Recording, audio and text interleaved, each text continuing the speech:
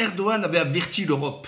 Cette Europe, toujours avec ce moulin à paroles généreuses, qui a voulu se cadenasser, qui n'a pas voulu voir la réalité, comme il s'est passé en Italie, quand l'Italie était débordée, l'Europe a détourné les yeux. Il en est de même avec la Turquie. Erdogan disait, ça ne peut plus tenir, ça fait trop longtemps, ça m'a coûté 40 milliards, ça m'a créé aussi beaucoup de désordre intérieur, parce que c'est plus de 3 600 000 réfugiés, c'est énorme. Ça équivaut à Marseille, Paris, Lyon réunis. Vous imaginez ce que ça pèse, comme c'est lourd à supporter pour un seul et même pays. Et pour ce faire, il a proposé en disant, où vous venez justement à nettoyer sur le nord de la Syrie avec ces terroristes pour pouvoir faire basculer les Syriens chez eux en Syrie pour la reconstruction, ou alors je lâche les frontières et vous pouvez les prendre directement.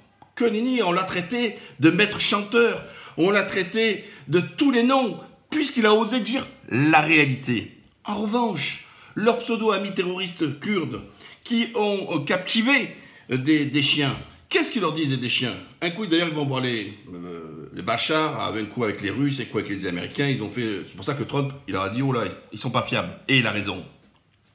Il leur dit, ne cesse de dire, attention Européens, depuis des mois, si vous ne nous donnez pas rapidement, venez pas nous créer notre Kurdistan, etc., vous laissez la Turquie, nous allons libérer les déchiens.